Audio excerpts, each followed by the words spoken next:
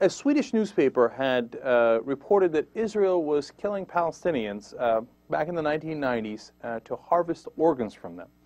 And now that seems like a wild charge, and it sounds like a conspiracy.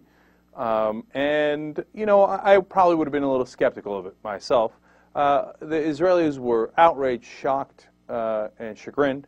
And, of course, they said that is anti-Semitic. How could you possibly say that about Israelis? It's terrible, and it's not just about Israelis, it's about all Jews, and you're an anti-Semite. Here's the problem. Turns out it's fairly true, and they just admitted it. The head of Israel's Abu Khaber Forensic Institute, Dr. Yehuda Hiss, or Jehuda Hiss, I don't know how to pronounce it, says, yes, we were in fact harvesting organs from dead people without their family's permission, and yes, it involved Palestinians. Now, the story is apparently not entirely accurate. They weren't killing Palestinians just to get their organs, and they were also taking organs from Israelis, including Israeli soldiers, and they weren't asking their families either.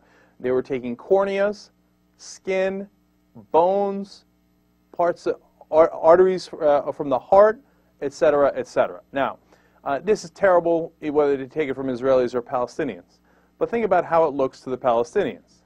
So let me get this right. After you would, and some of these people were absolutely killed in combat, okay?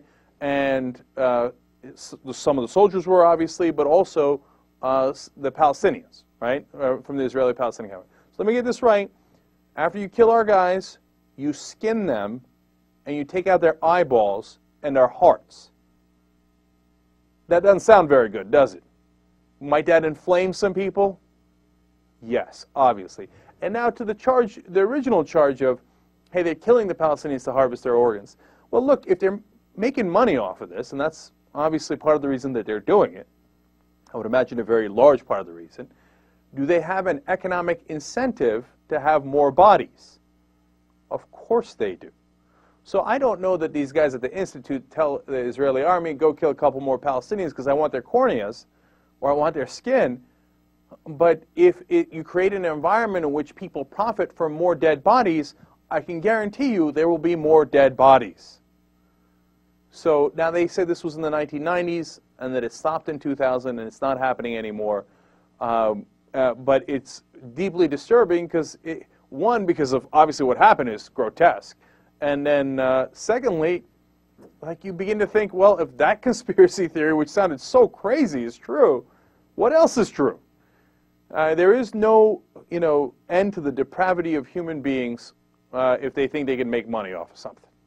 And that's what we got to look out for and establish systems to make sure it doesn't happen. And in this case, if the Palestinians are enraged by this, they have all the right in the world to be. And you know what? Of course, Israelis should obviously be just as enraged. One, because of what happened to Israeli soldiers and citizens after they'd already died, right? But also because of how it makes the country look. You know, if you were there defending it and saying, oh, I can't believe the anti-Semitic charges, etc., and then it turns out it's true, what'd you do that for? That's terrible representation of the country. So let's hope to God that they learn their lesson from this and that it doesn't happen again.